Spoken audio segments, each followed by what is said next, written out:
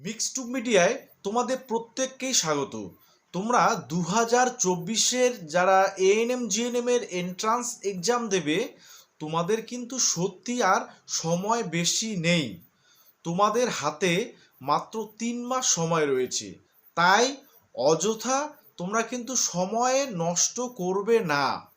কারণ তোমরা যদি এই ক্রুশিয়াল মোমেন্টে তোমরা যদি সময় অপচয় করো, তার প্রভাব কিন্তু তোমাদের পরীক্ষায় পড়বে। তাই অযথা তোমরা সময় নষ্ট করবে না। তোমরা কিন্তু সবসময় তোমাদের যে প্রিপারেশান এএনএম জিএনএম নার্সিং এন্ট্রান্সের জন্য, সেটা কিন্তু তোমরা জোর কদমে চালিয়ে যাবে। তো আজকে তোমাদের কত টার্গেট করতে হবে কোন বিষয়ে, সেই বিষয়টা নিয়েই কিন্তু আজকে আমি তোমাদের একটু 2-4টে কথা বলবো। যে তোমার কোন সাবজেক্টে তুমি কত নাম্বার পেলে তুমি একটা এএনএমে চান্স পাবে বা এএনএমে কলেজে চান্স পাবে, সেটাই কিন্তু আমি তোমাদের বিচার বিশ্লেষণ করে তোমাদের আজকে আমি শোনাবো। এই টার্গেটটা যদি তোমরা রাখতে পারো, তাহলে অতি অবশ্যই তোমাকে এএনএমে চান্স পাওয়া থেকে কেউ আটকাতে পারবে না। এটা কিন্তু আমি তোমাদের গ্যারান্টি দিয়ে বলতে পারি। এবার তোমরা এমন কিছু স্টুডেন্ট রয়েছো বা ক্যান্ডিডেট রয়েছো যে তোমরা কেউ আছো অঙ্কে একটু দুর্বল, কেউ বা ইংরেজিতে একটু দুর্বল। আমি সবার কথা ভেবেই কিন্তু এই যে মার্কস ডিস্ট্রিবিউশনটা, যে কোন বিষয়ে কত নাম্বার তোমাকে তুলতে হবে, সেটা কিন্তু আমি কিন্তু ভালোভাবে অ্যানালাইজ করে সেটা কিন্তু সাজিয়েছি। তোমরা একবার ভালো করে শুনে নেবে, ঠিক আছে? তার আগে অবশ্যই ফার্স্ট টাইম যারা চ্যানেলটা ভিজিট করছো, নার্সিং রিলেটেড সমস্ত আপডেটের জন্য তোমরা চ্যানেলটা সাবস্ক্রাইব করবে। আর অবশ্যই ভিডিওটা ভালো লাগলে প্রচুর পরিমাণে শেয়ার করবে। প্রথমে দেখো, আমি তোমাদের জাস্ট সিলেবাসটা একবার বলছি। তোমাদের বায়োলজিতে টোটাল 50 নাম্বার থাকে, তাই তো? তোমরা সবাই জানো। ফিজিক্যাল সায়েন্সে 25 নাম্বার থাকে, ইংরেজিতে তোমাদের 15 নাম্বার থাকে, ম্যাথে আছে 10 নম্বর, জিকেতে আছে 10 নম্বর, আর জিআইতে আছে তোমাদের 5 নাম্বার। তো এই যে নম্বরগুলোর মধ্যে বায়োলজিতে যেমন 50 নম্বর, 50-এর মধ্যে মিনিমাম তোমাকে কত পেতে হবে, সেটাই কিন্তু একটা ভাইটাল বিষয়। এই যে টার্গেটটা, এই টার্গেটটা নিয়ে কিন্তু পরীক্ষায় বসা, এটাই কিন্তু সব থেকে ভাইটাল পয়েন্ট। কারণ আমি নিজের অভিজ্ঞতা থেকে বলছি, আমি যখন এসএসসি এক্সাম দেই, আমি কিন্তু সেই টার্গেট নিয়েই গিয়েছি যে আমি এই বিষয়ে বা এই সাবজেক্টে আমি এত নাম্বার তুলবো বা এই পার্টটাতে আমাকে এত নাম্বার তুলতেই হবে। মানে এরকম করে যদি তোমরা পরীক্ষাটা দাও, তাহলে তোমাদের কিন্তু সরকারি কলেজের সুযোগ পাওয়া থেকে কেউ আটকাতে পারবে না।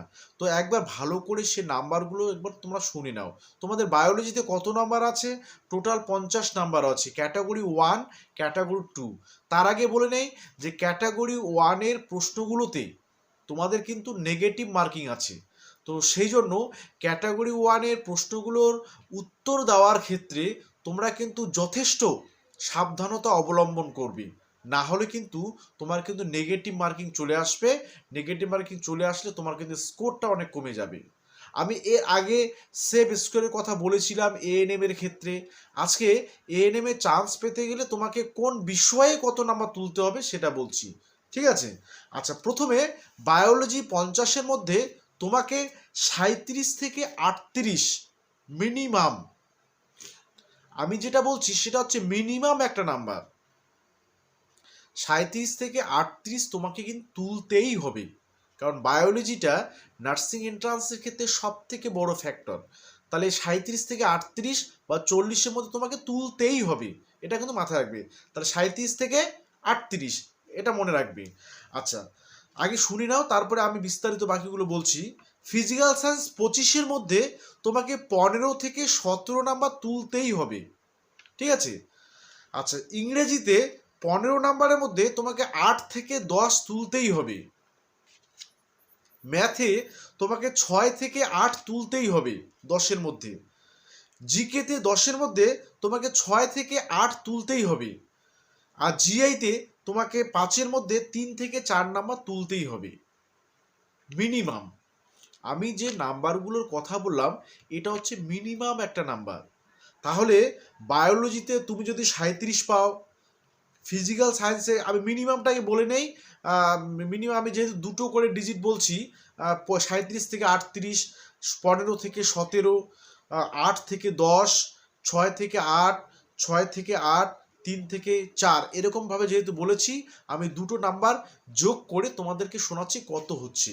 তাহলে বায়োলজিতে যদি তুমি 37 পাও, ফিজিক্যাল সায়েন্সে 15 পাও, ইংরেজিতে 8 পাও, ম্যাথে 6 পাও, জিকেতে 6 পাও, জিআইতে 3 পাও, তাহলে তোমাদের কিন্তু 75 মার্কস হয়ে যাচ্ছে মিনিমাম। ওকে, আর যদি তুমি 38 পাও, ফিজিক্যাল সায়েন্সে 17 পাও, ইংরেজিতে 10 পাও, তোমাদের ম্যাথে 8 পাও, জিকেতে 8 পাও, জিআইতে 4 পাও, তাহলে তোমাদের 85 হয়ে যাচ্ছে। তাহলে 75 থেকে 85-র মধ্যে নম্বর বা স্কোর করলে তোমাকে কিন্তু কেউ আটকাতে পারবে না এএনএম এর সুযোগ পাওয়ার হাত থেকে। এএনএম এ তুমি সুযোগ পাবেই, ঠিক আছে? তাহলে এই যে নাম্বারগুলো আমি বললাম বায়োলজিতে, ফিজিক্যাল সায়েন্সে, ইংরেজিতে, ম্যাথে, তো এই যে নাম্বারগুলো শুনে তোমরা হয়তো অনেকেই বলবে যে স্যার আমি তো ম্যাথে একটু দুর্বল, আমি ম্যাথে 6 থেকে 8-এর মধ্যে নাও পেতে পারি। তাহলে তোমায় কি করতে হবে সেটা সব তোমারও জানা আছে। তোমার যে নাম্বার 2-1 নাম্বার তুমি এখানে কম পাবে সেটা তোমাকে বায়োলজি, ফিজিক্যাল সায়েন্স, ইংরেজি এগুলো দিয়ে মেকআপ দিতে হবে, কিন্তু মিনিমাম তোমাকে এই মার্কসটা পেতেই হবে। যেটা যে বিষয়ে তুমি একটু দুর্বল আছো সেটাকে, সেই দুর্বলতাটা তোমাকে কাটিয়ে উঠতে হবে অন্য বিষয় দিয়ে। এই এই কথাটা কিন্তু মাথায় রাখবে। যে ইংরেজিতে একটু দুর্বল সে যদি 8 থেকে 10 ইংরেজিতে না পায়, সাপোজ সে 6 পেল ইংরেজিতে, তাহলে তাকে বায়োলজিতে সে যদি 40 পায় তাহলে তার সে 2 নাম্বারটা ওদিকে মেকআপ হয়ে গেল। এইভাবেই তোমায় কিন্তু এগিয়ে যেতে হবে। তাই বলে তুমি কোনো একটা সাবজেক্টে, নির্দিষ্ট সাবজেক্টে দুর্বল বলে এটা ভাববে না যে তুমি এই মার্কসটা ক্যারি করতে পারবে না। তুমি অবশ্যই ক্যারি করতে পারবে, তোমাকে পেতেই হবে। কারণ তুমি এএনএমে যেহেতু চান্স পেতে চাও, তোমাকে কিন্তু হাই স্কোর করতেই হবে, তাহলে তুমি এএনএমে একদম নিশ্চিত করে একটা সিট পাবে সরকারি কলেজে। এএনএম তো সরকারি কলেজে হয়ে যায় বা হয়ে থাকে। তাহলে এই যে মার্কস ডিস্ট্রিবিউশনটা বললাম, আমি কিন্তু অনেক ক্যালকুলেশন করে এই জিনিসটা বলেছি। দেখো অনেক ক্যান্ডিডেট আছে যে বায়োলজিতে সে দেখা গেলো 45ও পেতে পারে 50-এর মধ্যে, সে আরও ভালো কথা। তুমি যদি নম্বর বেশি পাও তাহলে তো ভালো কথা হবেই, কিন্তু মিনিমাম তোমাকে একটা স্কোর সেটা করতেই হবে, না হলে তোমার ভালো স্কোর আসবে না। তুমি যদি বায়োলজিতে 25 পাও, তাহলে এই যে তোমার 25 থেকে 37-এর ডিফারেন্সটা, এই যে ডিফারেন্সটা 10-12 নাম্বারের ডিফারেন্সটা, এই ডিফারেন্সটা তুমি কোথা দিয়ে মেকআপ দেবে?